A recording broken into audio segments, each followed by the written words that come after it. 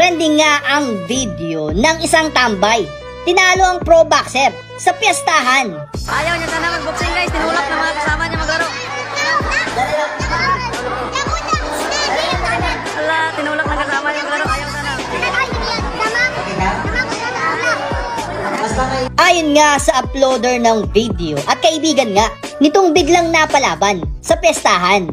Nakatambay lang daw sila dito. Nagkataon nga na nangangailangan ng kalaban itong pro boxer. Kaya nga naman nagkatuwaan sila na itulak itong kanilang kaibigan na pumayag naman na lumaban. Kaya ito ang nangyari. Oh, labas pa siya, nagapaa.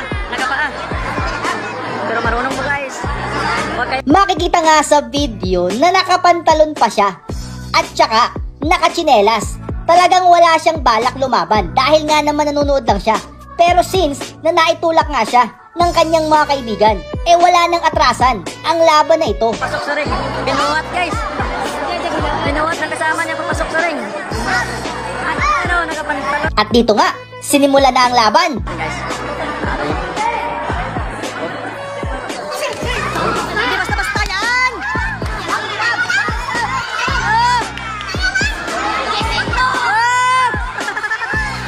At grabe, nagulat talaga ang mga tao dahil nga naman itong tambay nakikipagsabayan sa pro fighter.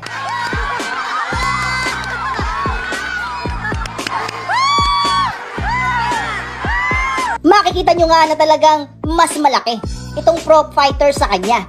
Pero mukhang kaya niya ang kanyang sarili dahil nga naman tinatanggap lang niya ang suntok ng pro fighter at hindi umuubra sa kanya. Kaya nga nakikipagsabayan siya ng mga suntok dito nga sa malaking fighter na kalaban niya.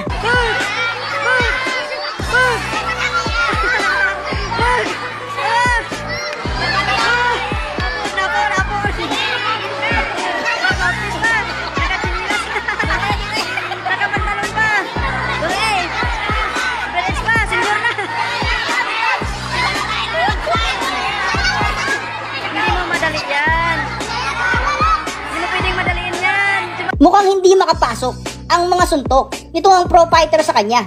Mukhang itong ating tambay meron palang tinatago na galing nga sa pakikipag-boxing. Body shot! Tapon! At dito nga, pinapakita na tumatanggap talaga siya ng mga suntok. At baliwala nga, at ayun, mukhang nahirapan na itong ating pro fighter na napakatangkad. At binilangan na nga siya ng referee at lalong natuwa ang mga tao dahil nga naman nanonood lang siya pagkatapos biglang napalaban at mukhang